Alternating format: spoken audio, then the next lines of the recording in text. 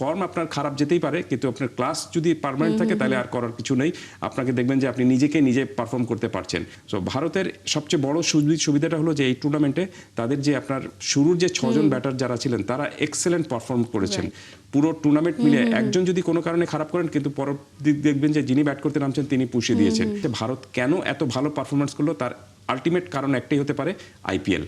যদি একটু পেছন থেকে বলার চেষ্টা করি, ভারত এমন একটা সময় আসলে বিশ্বকাপ খেলতে এসেছে, মানে তারা সবাই পুরোটাই ফর্মে। যদি দলের সবার কথা বলি, নাম্বার 1 ওপেনার অভিষেক শর্মা তাদের দলে, বারুণ চক্রবর্তী তাদের দলে, দুজনের কেউই সেইভাবে পারফর্ম করতে পারছিল না। অভিষেককে নিয়ে তো লাস্ট 3 পর্যন্ত কথা হয়েছে, তাদের সাবেক ক্রিকেটাররা বলছিলেন তাকে বেঞ্চে বসিয়ে কেন রিঙ্কুকে খেলানো হচ্ছে না, এসব নিয়ে সূর্য কুমার যাদব প্রত্যেকবার জবাব দিয়েছেন যে সে যদি শূন্যও করে আমার দলে থাকবে। বারুণকে নিয়ে যখন প্রশ্ন করা হচ্ছে বলছে তিনিই খেলবেন একাদশে।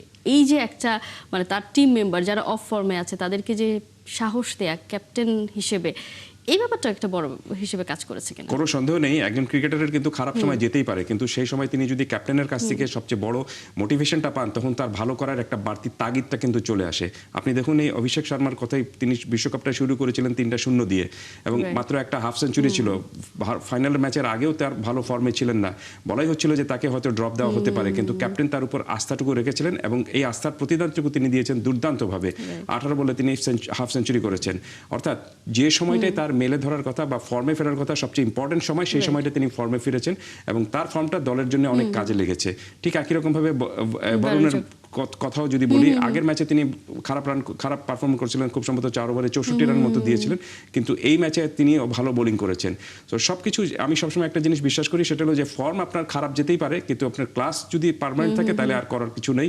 আপনাকে দেখবেন যে আপনি নিজেকে নিজে পারফর্ম করতে পারছেন। আর এই ধরনের যখন বিপদে দল কোনো খেলোয়াড় পড়েন তখন সবচেয়ে বড় আশ্রয়স্থল হতে পারে ক্যাপ্টেনের সহায়তার হাতটা, বা ক্যাপ্টেন যদি আপনাকে সহযোগিতার হাতটা বাড়িয়ে দেন, ক্যাপ্টেন যদি আপনার উপর আস্থাটুকু রাখেন, তখন আর ধরেন আপনি বাদবাকি সমস্যাগুলো কেটে যেতেই পারে।